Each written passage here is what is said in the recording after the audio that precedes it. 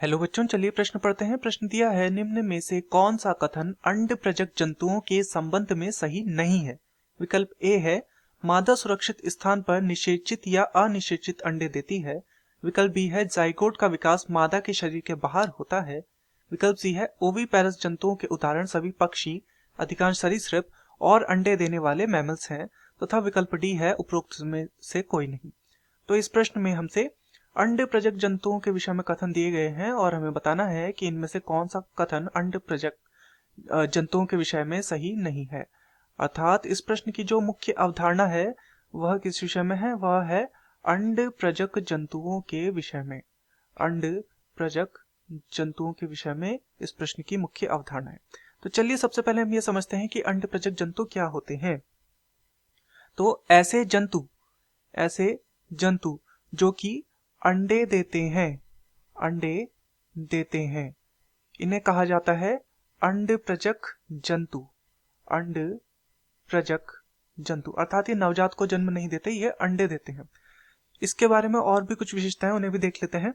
तो इसमें क्या होगा, क्योंकि अंडा बाहर आ चुका है मादा के शरीर से, तो जो युग्मनज का विकास होगा, युग्मनज विकास जो होगा वो कहाँ होगा, वो मादा शरीर से बाहर होगा। मादा शरीर से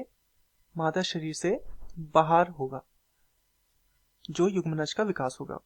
वहीं इसमें देखने को मिलता है कि निषेचन इसमें दोनों प्रकार का होता है, अर्थात आंतरिक निषेचन भी होता है, मादा के शरीर के अंदर भी निषेचन होता है, और साथ में किन्हीं जंतुओं में बाह्य निषेचन भी देखने को मिलता है, जैसे कि मेंढक इत्यादि में बाह्य निषेचन देखने को मिलता है।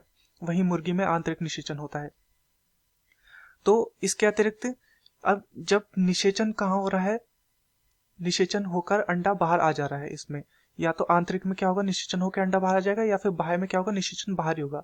तत्पश्चात जो जाइगोट का विकास होगा, जाइगोट का विकास, तो जाइगोट का विकास कहां पर होगा, मादा शरीर के बाहर होगा। मादा शरीर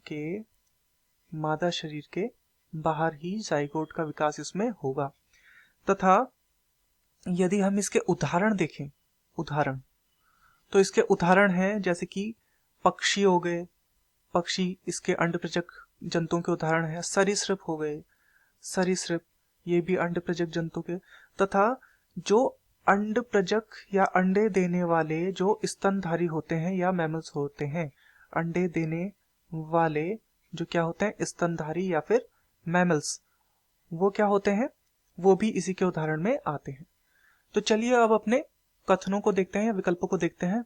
पहला हमें दिया है, मादा सुरक्षित स्थान पर निषेचित या अनिषेचित अंडे देती है। तो ये बिल्कुल सही है। जैसे कि हमने देखा कि निषेचन उसमें आंतरिक भी हो सकता है, बाह्य भी हो सकता है। तो या तो अंडा निषेचित होकर निकलेगा या फिर अनिषेचित अंडा ही निकल जाएगा।